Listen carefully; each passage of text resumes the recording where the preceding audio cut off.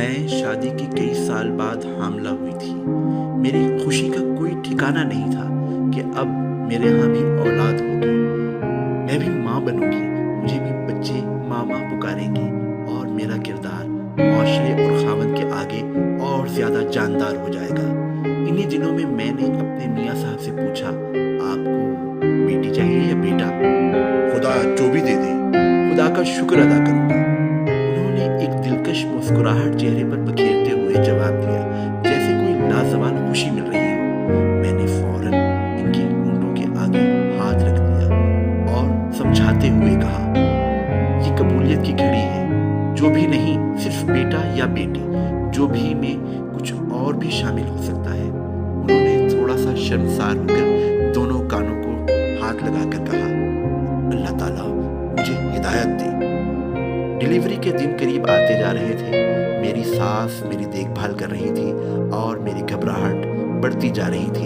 उन्होंने मुझे समझाया कि घबराओ नहीं, औरत बच्चा पैदा करती है और खुदा पैदा करने वाला है। जब औरत बच्चा पैदा करती है, उस वक्त खुदा और पैदा करने वाले के दरमियान कोई फासला नहीं होता। खुदा अपनी मखलूक बढ़ाने के लिए ऐसे नाजुक मौके पर औरत का साथ देता है। अचानक मेरी खुशी गम में तब्दील हो गई जब मुझे ये खबर दी गई कि मेरे यहाँ मुर्दा बच्चा पैदा हुआ है, और मेरी आकाश बेल में बदल गई, क्योंकि डॉक्टर ने मुझे आइंदा माँ बनने के लिए नाअहल करार दे दिया था। मेरे शौहर ने मुझे तलाक देकर दूसरी शादी रचा ली। कसूर उनका भी नहीं था। मेरे ससुराली आंगन में बच्चे देखना चाहते थे। किस्मत मेरी खराब थी।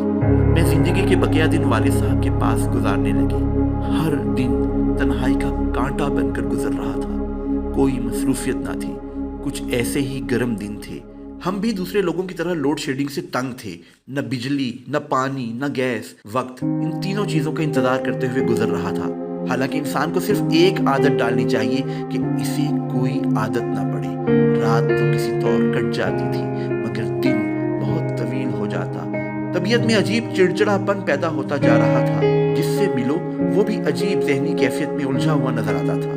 हमने सोचा कुछ दिनों के लिए मामू अशरफ के यहाँ एबटाबाद चलना चाहिए और इन्हें इनकी बेटी की मुबारकबाद पेश करना चाहिए। इसी बहाने करख्त लोड शेडिंग से जान भी छूट जाएगी। लिहाजा एक दिन हम मुसम्मम इरादा करके लाहौर रेलवे स्टेशन पर पहुंच गए और ट्रेन का इंतजार करने लगे। इतने में प्लेटफॉर्म पर एक मालगाड़ी आकर रुकी। इसे देखकर लोग एक कॉपर रंग के डब्बे के गिर्द जमा होने लगे। अंदर से एक बच्चे के रोने की आवाजें आ रही थी। कुछ लोग कह रहे थे ये बिल्ली की आवाजें हैं, कुछ के ख्याल में ये बिल्लों के रोने की आवाजें थी, और कुछ लोग डर रहे थे। बहरहाल कुछ लोगों ने हिम्मत करके पायदान पर चढ़कर बच्चे को देखा। वो गाय भैंसों के गोबर से लिपटा हुआ भूख प्यास से तड़प रहा था और दाएं बाएं हाथ पांव मार रहा था। चंद लोग हरामी हरामी और गुनाह गुनाह की आवाजें कस रहे थे। मैंने डब्बे के अंदर दाखिल होकर इसे प्यार से उठाकर सीने से लगा लिया तो वो खामोश हो गया। फिर इसके साथ लगी हुई गिलाज़त को साफ किया और बैग से चादर निकालकर इसमें लपेट लिया। बड़ी बड़ी बादामी आंखें थी इसकी, सर स्याह बालों से भरा हुआ था, हाथ पांव चौड़े थे। कुछ लोग माशाअल्लाह कह रहे थे। इस वक्त हुजूम से एक बच्चों वाली औरत ने मुझे दूध का फीडर पेश किया और कहा, इसको दूध पिलाओ, भूखा होगा। मैंने इसके कहने के मुताबिक अमल किया। इतने में पुलिस आ गई। उन्होंने कहा, बच्चे को लेकर थाने चलो। मैंने अब्बा जी से गिड़गिड़ाकर फरियाद करते हुए, अब्बा जी ये लावारिस बच्चा है, मुझे गोद ले दे, मैं पालूंगी इसे। बेटी कल को इसने जवान भी होना है, हम इसको क्या बताएंगे कि इसके वालिदैन कौन थे? फिर ये भी हो सकता है कि इसके वारिस इसे ढूंढ लें और मांग लें। हमारे लिए बड़े मसाइल खड़े हो जाएंगे। तुम इसके साथ दिल ना लगाओ, बल्कि पुलिस के हवाले कर दो, वगरना हम किसी मुसीबत में फंस जाएंगे। अब्बा जी ने मुझे समझाते हुए कहा, अब्बा जी कोई नहीं आएगा, ये लावारिस बच्चा है। अगर इसको किसी ने रखना होता तो इस तरह गंदगी में ना फेंकता, मैंने फरियाद करते हुए कहा। बहरहाल मेरी मिन्नतें और इल्तजाएं सुनकर वो राजी हो गए और पुलिस के साथ थाने पहुंच गए। मैंने ममता भरे लहजे में SHO से कहा, मैं बेऔलाद हूँ, इस बच्चे को गोद लेना चाहती हूँ, इसका कोई वारिस नहीं। SHO ने मुझे बहुत समझाया, बीबी ये बड़ी जिम्मेदारी वफादारी का काम है। कल को अगर आपको खुदा ने औलाद दे दी तो आप इस लावारिस बच्चे को छोड़ सकते हैं और ये बच्चा दूसरी बार एहसास महरूमी का शिकार हो जाएगा। बेहतर यही है कि इस बच्चे को यतीम खाने में जमा करवाने दें, वहीं पल बढ़कर जवान हो जाएगा। अब्बा जी ने मेरी साबिका सूरत हाल एसएचओ के आगे बयान कर दी तो वो बच्चा देने पर राजी हो गया। अब्बा जी ने इसी वक्त एक मुलाजिम को पैसे देकर मिठाई मंगवाई और स्टाफ को खिलाई। सब ने मुझे मुबारकबाद पेश की और कहा कि इसका नाम अताउल्लाह रखो, क्योंकि ये अल्लाह ने मुझे मौजज़ाना तौर पर अता किया है। मैंने अजीम जज्बे के तहत फैसला कर लिया कि इस बच्चे को पाल पोस कर जवान करूंगी ताकि मालिक कायनात मुझसे राजी हो जाए। अताउल्लाह ने इब्तदाई दिनों में ही मुस्कुराना शुरू कर दिया था। मुस्कुराहट से इसका चेहरा खिलकर चढ़ते सूरज की रंगत जैसा हो जाता था। देखने वाले मुबारकबादें पेश करते हुए कहते थे, लड़के ने झीले में ही मुस्कुराना शुरू कर दिया कि यकीनन बड़ा होकर हंसी की पटारी बनेगा। वो जल्दी से बड़ा होना शुरू हो गया था। दूसरी बार कपड़े पहनाओ तो छोटे हो जाते थे। आदतें पता नहीं किस पर जाएंगी जो मुस्कुराता रहता है। हाथ पकड़ने के लिए बढ़ाओ तो गले लग जाता है। सैर करने के बहाने ढूंढता है। खुद अभी बोलना सीख रहा था कि दूसरे बच्चों की बातों का तोतली ज़बान में तर्जुमा करके बता देता था। स्कूल जाना शुरू हुआ तो एक बार सुना सबक इसको अजबर हो जाता।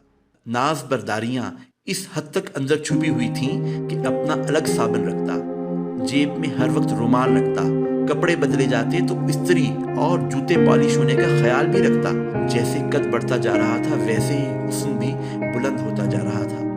मैं अपना तमाम प्यार इस पर निछावर कर रही थी कि मैं ही इसकी हकीकी वालिदा हूँ। इसकी बेहतरीन परवरिश कर रही थी, इसको अच्छी अच्छी बातें सिखा रही थी। जवानी में उसके चेहरे से ज़हारत टपकती थी और इसके कहकहों की आवाज़ें सुनने वालों की पसलियाँ दोहरी हो जाती थी। इसके कहकहे सुनकर लोग गम भूल जाते थे। वाकई अच्छा कहकहा वो होता है जिसको सुनकर जिस्म में गुदगुदी होने लगे। छोटे लोगों में इसका दराज कद कैक्टस के पौधों में एरोकेरिया के दरख्त की तरह लगता था। इसके हुस्न का जवाब पूरे इलाके में नहीं था। इसे दुनिया में दो ही काम थे, कहकहे लगाना और सोचते रहना। जो लोग इसे कहकहे लगाते हुए देखते कहते इसके अंदर गम छुपे हुए हैं, और जिन बेवकूफ़ों के आगे वो बहुत गहराई की बातें करता कहते इसे पागलपन के दौरे पड़ते हैं। जो लोग इसको बैक वक्त कहकहे लगाते और सोचते हुए देखते कहते जिंदा दिल शख्स है, इसके ज़हन में अजीम ख्यालात जगह बनाते जा रहे हैं और किसी न किसी चीज़ पर तहकीक करता रहता था।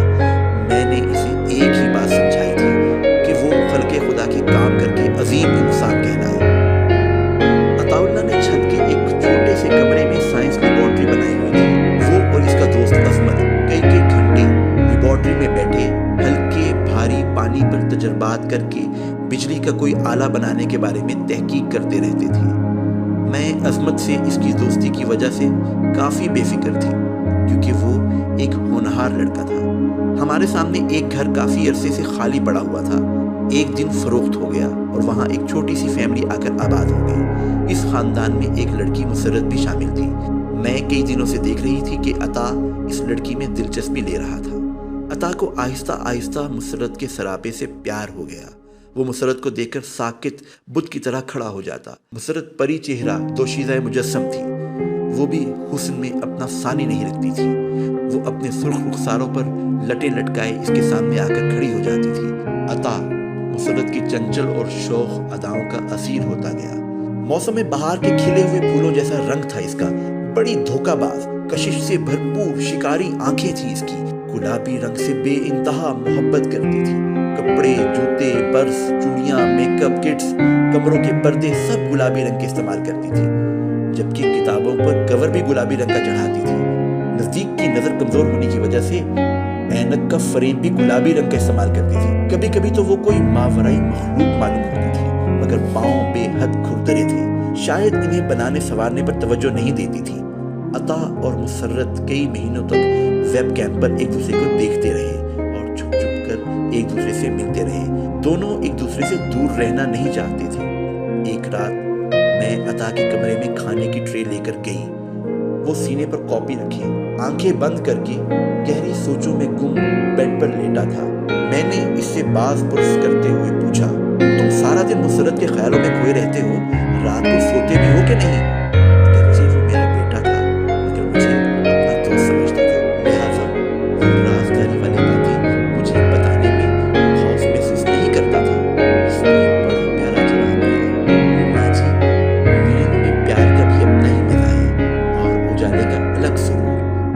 मुसर्रत मेरे ख्यालों में फूल बनकर मुस्कुराती है तो मेरा जहन तरोताज़ा हो जाता है और मैं इसके पुरमसरत चेहरे के आगे शर्मा जाता हूँ। कभी कभी वो शरारती आंखों से बाजू खोलकर शरारतें करती है और बहकी बहकी चालें चलती है तो मेरा दिल इसकी खुशबुओं से मुअत्तर हो जाता है और खुशी से दिल में कहकहे फूटने लगते हैं। जब नजरें झुकाकर बातें करती है तो मुझे इसकी मुतरन्नम आंखों में डूबते सूरज का गुमान गुजरता है। वो पुरकशिश नजरों से प्यार लिए खुशबुओं की तरह हर वक्त मेरे महवर में गर्दिश करती रहती है। वो इस कदर खूबसूरत है कि इसका हुस्न हर हसीन चीज से ज्यादा हसीन है। क्या तुम्हारी मुस्कुराहटें और कहकहे भी इस पर कुछ असर अंदाज होते हैं? मैंने दिलचस्पी लेते हुए पूछा। मेरी मुस्कुराहटें और कहकहे फर्जी हैं माँ जी, मुझे इसका चेहरा सताता है, मेरी इससे शादी करवा दे। मैं नींद में भी तड़पता हूँ, किसी पल करार नहीं आता। कभी कभी इससे दूरी के गम में मेरे दिल में रोने की शदीद ख्वाहिश जाग उठती है कि कहीं इसको मुझसे कोई छीन न ले। अता ने आज़ुर्दा लहजे में जवाब दिया। मैंने एहतियातन पूछा, अगर वो ना मिली तो तुम क्या करोगे? इसने इल्तिजाई अंदाज में फरियाद करते हुए कहा, माँ जी, मेरे कानों में पड़ने वाले आपके फिक्रे ने अजीब बेचैनी पैदा कर दी है। ऐसा ना कहे हमें दो रंगों की तरह मिला दे जो एक दूसरे में मतगम होकर अलहदा नहीं हो सकते। क्या इसने भी तुमसे कोई ऐहदो पैमा किए हैं? मैंने पूछा। इसने हर हाल में मेरे साथ जीने मरने की कस्में खाई हैं। साथ ही इसने सीने पर रखी कॉपी खोल कर दिखाई। इसके पहले सफ़े पर मुसर्रत की तस्वीर थी और अगले सफ़े पर तहरीर था, मैं परिवार में तुम्हारा साथ निभाऊंगी। नीचे मुसर्रत के दस्तखत थे। अगले औरात पर भी तस्वीरें और कुछ ऐसी ही तहरीरें थीं और नीचे मुसर्रत के दस्तखत थे। लेकिन मोहब्बत में मरना नहीं बल्कि हर हाल में जीना बड़ी बात होती है, मैंने समझाते हुए कहा। एक दिन अता ने मेरे साथ जिक्र किया कि मुसर्रत ने मुझे बताया है कि मेरे वालिदैन मेरी शादी कहीं और करने वाले हैं। मैं तुम्हारे अलावा किसी और से शादी न करूंगी, मगर मेरी कोई नहीं सुनता। सब मुझे बेवकूफ़ बना रहे हैं। मेरा जी चाहता है कि मैं तुम्हारे रूह के अंदर छुप जाऊं या मर जाऊं। मैंने मुसर्रत के वालिदैन से दोनों की मंगनी के बारे में बात की तो उन्होंने बड़े वाज़े लफ्ज़ों में इनकार कर दिया कि हम बरादरी से बाहर शादी नहीं करते। मैंने इनको पेशकश भी कर दी, अगर आप अता को घर दामाद रखना चाहते हैं या मुसर्रत के नाम शहर की बारौनक जगह पर ज़मीन जायदाद खरीदना चाहते हैं तो मैं इसके लिए भी हाजिर हूँ। इस ऑफर पर भी इनका इनकार था। मैंने इस बात का भी खदशा जाहिर किया कि अगर दोनों ने कोर्ट मैरिज कर ली या घरों से भाग गए तो दोनों खानदान इज्जत गंवा बैठेंगे। लिहाजा बेहतर यही है कि दो मोहब्बत करने वालों को घर बसाने दो। वैसे भी इनकी मोहब्बत अब कोई राज नहीं। दोनों की मोहब्बत के किस्से ज़बान ज़दे आम हैं और इश्क का भूत खुद ही चढ़ता है, खुद ही उतरता है। इसको ख़त्म करने में दूसरे लोग बेबस होते हैं। अगर कुछ बुरा हो गया तो दोनों खानदान खाक छानते फिरेंगे। बहरहाल वो इस बात पर राजी हो गए कि पहले मुसर्रत के नाम कोई जायदाद खरीदी जाए। चंद दिन बाद मैंने मुसर्रत के नाम एक मकान खरीदा और शादी की तारीख पक्की हो गई। एक दिन मुसर्रत की वालिदा यानी मेरी समधन बड़ी घबराई हुई आई और मुझसे राज़दाराना अंदाज में पूछने लगी, बहन बुरा मत मानना, मुझे लड़के के बारे में कुछ मालूमात हासिल करनी है। आप लड़के का हस्बो नसब बताएं। ये लड़का कौन है, इसका आपसे क्या रिश्ता है, इसके बाप का क्या नाम है। मैं इसकी बातें सुनकर परेशान हो गई और हकीकत को छुपाने की कोशिश करते हुए कहा, आपको किसी ने बहकाने की कोशिश की है, मगर वो बज़िद थी कि मैं अता के बाप के बारे में जाने बगैर अपनी बेटी की शादी इससे नहीं करूंगी। मैंने इससे सवाल किया, आखिर सारे मामला तय होने के बावजूद तुम्हें ये ख्याल क्यों पैदा हुआ? मेरे जहन में मौजूद थी लेकिन क्लियर करने का मौका ना मिल सका, इसने जवाब दिया। मैं इसकी बात सुनकर कुछ देर खामोश रही। मेरी कुछ समझ नहीं आ रहा था कि इसे क्या जवाब दूं। सच कहूं तो रिश्ता तोड़ दें और झूठ बोलकर अपने ज़मीर पर बोझ नहीं डालना चाहती थी।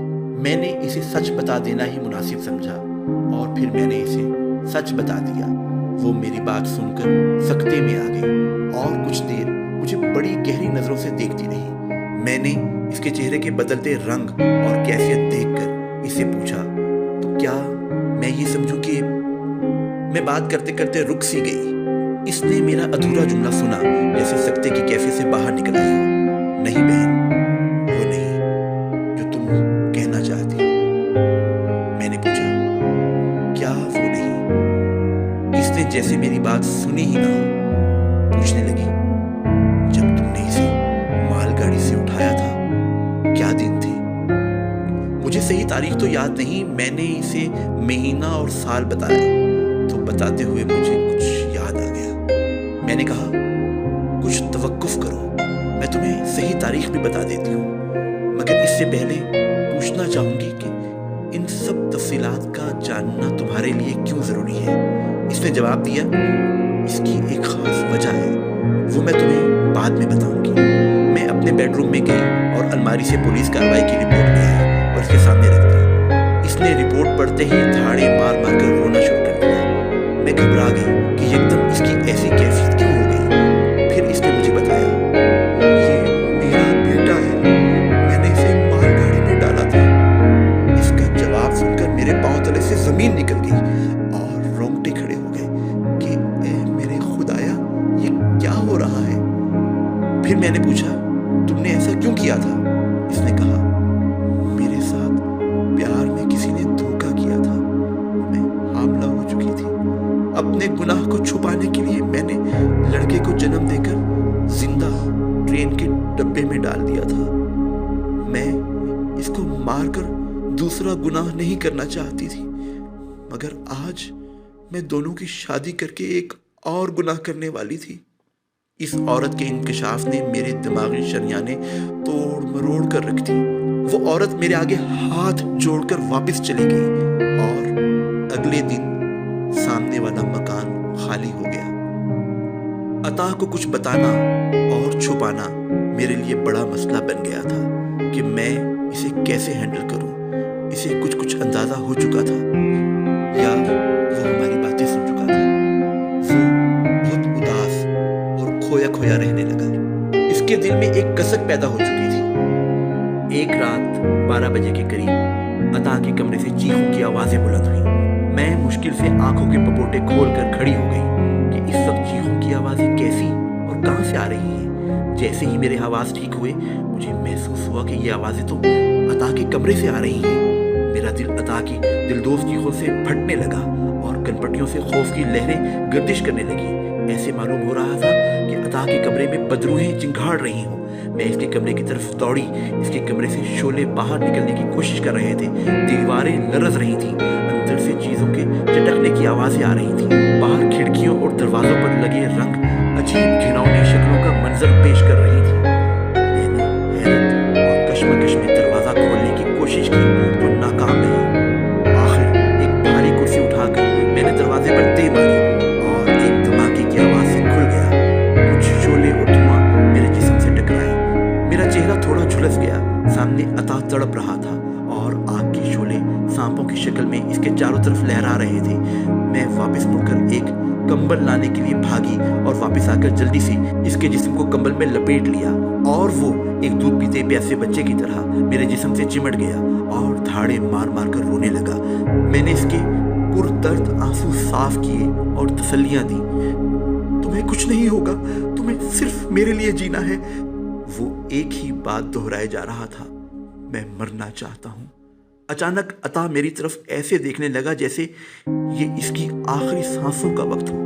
मैं इसके जिस्म से लिपटी हुई थी और कोशिश कर रही थी कि इसकी सारी तकलीफ को अपने अंदर जज़ब कर लूं। लेकिन तकलीफ ज़दा इंसानों को भी उस वक्त तक मौत नहीं आ सकती जब तक इनका रिज्क कुर्रे अर्ज़ पर मौजूद हो। इसके कपड़े जल चुके थे और आंखें बुझना शुरू हो चुकी थी। इसके ना मांगने पर भी मैंने इसको पानी का गिलास पेश कर दिया जो इसने पिया और आधा कर गया। मैंने फौरन गाड़ी निकाली और इसको अस्पताल लेकर भागी। अता का जिस्म काफी हद तक झुलस चुका था, बच गया मगर बस एक ही गम ने इसकी कहकहों भरी दुनिया को अज़ियत की आग में जल कर पिघलने पर मजबूर कर दिया। घिनौनी सोचों ने इसके जिस्म को नोचना शुरू कर दिया। फिक्रें और परेशानियां इसके इर्द गिर्द काएं काएं करके इसके हुस्न का मजाक उड़ाने लगी। हर लम्हा इसको ऐसे महसूस होता जैसे इस पर अंगारे गिर रहे हों। जिंदगी बच गई, मगर गर्दन के पट्टे सिकुड़कर एक जगह जम गए।